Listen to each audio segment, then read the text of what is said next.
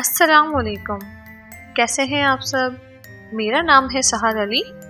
Urdu story channel سحر wise میں آپ سب کو خوش آمدید۔ ہماری ویڈیوز آپ کو اچھی لگی تو ویڈیوز کو لائک کر کے چینل کو سبسکرائب کر دیں اور نئی آنے والی ویڈیوز کے اپڈیٹ کے لیے بیل آئیکن کو بھی پریس کر دیں۔ خوف کے سمندر میں غوطہ زن ایک نادیدہ وجود کا شاخسانہ جو سننے والوں کو حیرت میں ڈال دے۔ یہ کہانی دو دوست صبا اور ہیرا کی ہے جو ایک دوسرے پر جان چھڑکتی، پر ایسا کیا ہوا کہ اس واقعے کو جاننے کے لیے کہانی کو مکمل سنیے گا اور اپنی رائے کا اظہار بھی کامنٹ باکس میں ضرور کیجیے گا۔ ہمیں آپ کے کامنٹس کا انتظار رہے گا، اور آپ بھی اپنی کوئی کہانی یا واقعہ ہم سے شیئر کرنا چاہیں تو ڈسکرپشن میں دیے گئے ای میل ایڈریس پر ضرور سینڈ کیجیے۔ آپ چاہیں گے تو آپ کا نام شیئر کیا جائے گا۔ تو سنتے ہیں یہ کہانی ہیرا کی زبانی۔ تو چلیں کہانی کو شروع کرتے ہیں۔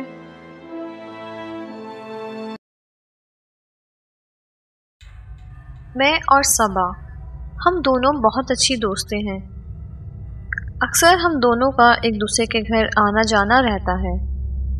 ایک بار کیا ہوا کہ ہم دونوں کھیل رہے تھے تو ہماری بال اس بھوتیا محل کے اندر چلی گئی۔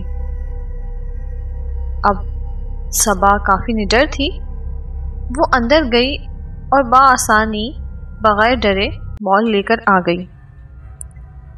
میں نے اسے روکا بھی، لیکن وہ نہ رکی، بلکہ مجھے ہی صلاواتیں سنانے لگی کہ یار میں نے کس سے دوستی کر لی جو اتنا ڈرتی ہے۔ پھر اس کے دل میں پتہ نہیں کیا سوجی کہ اس نے مجھ سے کہا کہ تمہارا ڈر نکالنا پڑے گا، تم مجھ سے رات میں یہیں ملنا۔ میں نے بھی اسے سنا دی کہ لگتا ہے تمہارا دماغ خراب ہو گیا ہے اندر جانے سے، میں نہیں آ سکتی۔ صبا کی آنکھوں سے نہ جانے کیوں مجھے خوف سا محسوس ہونے لگا۔ اس کی آنکھوں میں ایک عجیب وحشت سی تھی، لیکن میں اسے دیکھے بنا ہی اپنی بات مکمل کر کے آگے چلنے لگی۔ لیکن دل بار بار ہلے چلا جا رہا تھا کہ اگر سچ میں صبا نے اپنی ضد نہ چھوڑی تو خود کو کوئی نقصان نہ پہنچا بیٹھے۔ پورا دن صرف اسی خوف میں کٹتا رہا کہ نہ جانے اگلے پہر کیا ہونے والا ہے۔ اور بالآخر شام ڈھلتے ہی صبا کی کال نے میری رگو جاں میں ایک سرد لہر دوڑا دی، اور نہ چاہتے ہوئے بھی مجھے اس کا فون اٹھانا پڑا۔ تم آ رہی ہو نا؟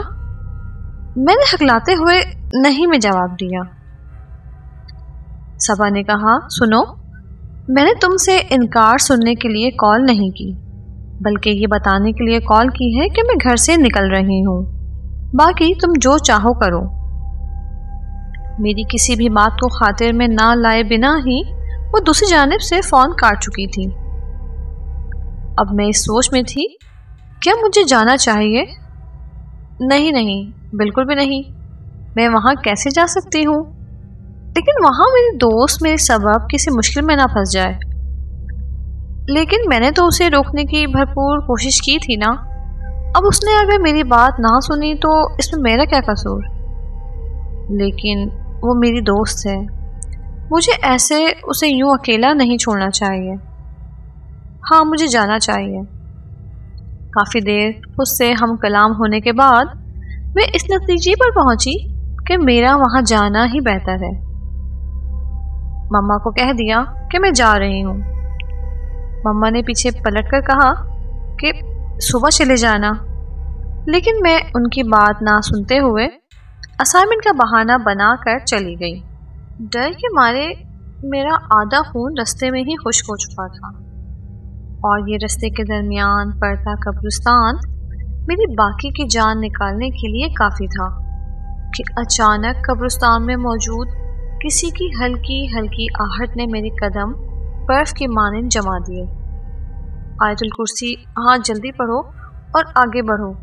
لیکن آیت الکرسی مجھے یاد کیوں نہیں آ رہی؟ یا خدایا میری مدد فرما، میرے قدم بھی آگے اٹھ نہیں پا رہے۔ یہ سب کیا ہو رہا ہے میرے ساتھ؟ جب کچھ نہ سوجی تو اچانک میرے منہ سے یہ الفاظ نکل آئے، آلتو جلالتو آئی بلا کو ٹالتو، آلتو چلالتو آئی بلا کو ٹالتو۔ آہستہ آہستہ وہ آہٹ مزید بڑھتی ہی چلی جا رہی تھی اور کوئی بڑی تیزی سے میری جانب بڑھے چلا جا رہا تھا کہ اچانک آیت الکرسی کا ورد میری زبان پر جاری ہو گیا اور اس کے پڑھتے ہی وہاں سے بھاگ نکلی۔ کچھ سمجھ نہیں آ رہا تھا کہ قدم کہاں پڑ رہے ہیں، نہ جانے کتنی ہی قبروں کو ٹھوکر مارتے میں بھاگی چلی جا رہی تھی کہ اچانک قبرستان کے اختتام پر مجھے وہی حویلی نما گھر دکھائی دیا، وہی خوفناک محل کہ جو نہ جانے کب سے بند پڑا تھا، لیکن اس کے دروازے پر نہ تو کوئی تالا موجود تھا اور نہ ہی کوئی چوکیدار۔ پھر بھی کسی کی ہمت نہیں ہو پاتی کہ وہ اس خالی حویلی میں قدم بھی رکھ سکے۔ میں خود نہ جانے کیسے وہاں تک پہنچ آئی، مجھے کچھ سمجھ نہیں آ رہا تھا۔ میں وہاں پہنچ کر صبا کو آوازیں لگاتی رہی، صبا، صبا کہاں ہو تم؟ دیکھو میں آ گئی، پلیز مجھے جواب دو صبا، صبا پلیز یار مجھے تنگ مت کرو پلیز۔ میں نے سوچا چلو میں اس کو کال کرتی ہوں، لیکن میرا فون، ارے ابھی جیب میں ہی تو رکھا تھا میرا فون پتہ نہیں کہاں چلا گیا۔ اوہو، لگتا ہے قبرستان میں ہی گر چکا ہے۔ اور اب صبا کی تلاش میں اندر جانے کے سوا میرے پاس کوئی چارہ باقی نہ رہا، لیکن اس کھنڈر کی مانند محل میں جانے کی ہمت مجھ میں نہ تھی۔ لیکن اپنی جان سے پیاری دوست کے خیال دل میں آتے ہی بالآخر قدم بڑھا دیا۔ اس کھنڈر کا دروازہ میرے چھوتے ہی کھل چکا تھا اور اندر جاتے ہی ہر طرف لٹکتے جالے، ادھر سے ادھر اڑتے چمگادڑ اور ان کی آوازیں اس ماحول کو مزید خوفناک بناتی چلی جا رہی تھی۔ اچانک مجھے پھر وہی دھیمی دھیمی سی آہٹ محسوس ہونے لگی، اور اس بار وہ آہٹ کچھ زیادہ تیزی سے میری جانب بڑھتی محسوس ہوئی۔ لیکن میں نے جیسے ہی اچانک پیچھے مڑ کر دیکھا تو وہاں کوئی نہیں تھا، لیکن اسی وقت مجھے اپنے بہت قریب سے کوئی چلتا ہوا محسوس ہوا، اور ساتھ ہی ساتھ بچوں کے شور و غل کی دھیمی دھیمی صدائیں بھی سنائی دی جا رہی تھیں۔ میں نے پوچھا کون ہے یہاں؟ آنکھوں سے ٹپ ٹپ برستے آنسو اور میری ان لڑکتے قدموں کے سبب میں کسی بھی وقت منہ کے بل گرنے کو تیار تھی کہ اچانک پردوں کے پیچھے ایک سرسراہٹ سی محسوس ہونے لگی، اور اس کے پیچھے کھڑی کسی دوشیزہ کی پرچھائی نے میری بچی کچی جان بھی نکال دی۔ لیکن میرے منہ سے سب جانتے بوجھنے کے باوجود صبا کا ہی نام نکلا۔ صبا، کیا تم ہو؟ صبا، اگر تم ہو تو یار یہ بہت بھونڈا مذاق ہے، سن رہی ہو نا تم؟ دیکھو اب میں جا رہی ہوں، مجھے روکنا نہیں۔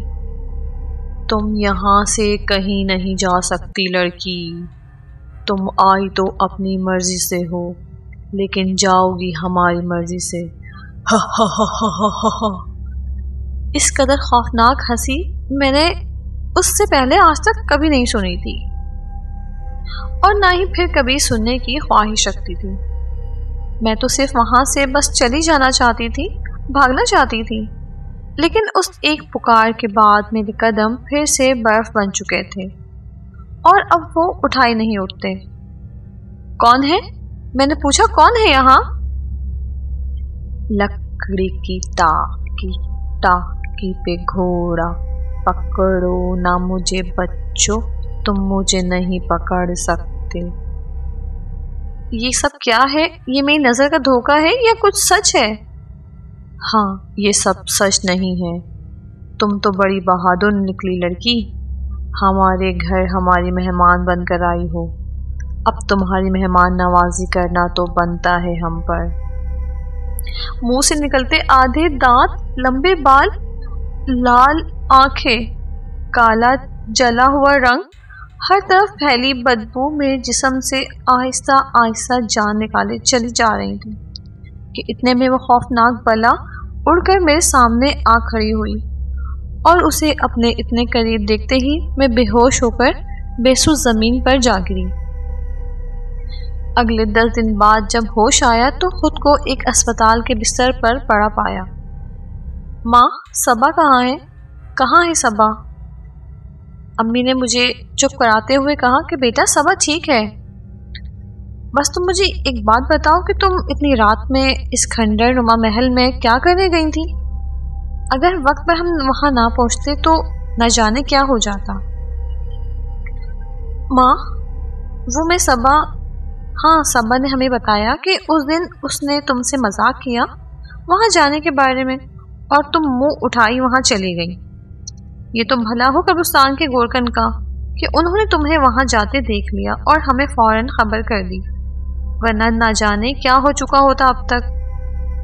بیٹا تم اتنی لاپرواہی کیسے کر سکتی ہو؟ ماں کی ڈانٹ اس وقت مجھے ڈانٹ نہیں لگ رہی تھی، بلکہ مجھے تو یقین بھی نہیں ہو رہا تھا کہ اب تک میں زندہ کیسے ہوں۔ لیکن ماں کے ساتھ لپٹ کر رو دینے سے میرا خوف جاتا رہا، اور صبا سے ملاقات کے بعد یہ پتہ چلا کہ وہ اس رات وہاں گئی ہی نہیں، کیونکہ اسے یقین تھا کہ میں وہاں کبھی نہیں آؤں گی۔ لیکن اس کے اس ایک مذاق نے میری پوری زندگی بدل کر رکھ دی۔ نہ جانے کتنی راتوں تک وہ خوفناک منظر میری نظروں کے سامنے گھومتا رہا، اور میری آنکھوں نے نہ جانے کتنے مہینوں تک یہ کالی خوفناک اندھیری راتیں جاگتی آنکھوں سے گزاری۔ وہ شہر، وہ گھر، وہ علاقہ، اس حادثے کے بعد ہمارا سب کچھ بدل چکا تھا۔ نہ بدلا تو میرے دل میں موجود وہ خوف نہ بدلا، جو آج تک جب جب یاد آتا ہے میرے رونگٹے کھڑے ہو جاتے ہیں۔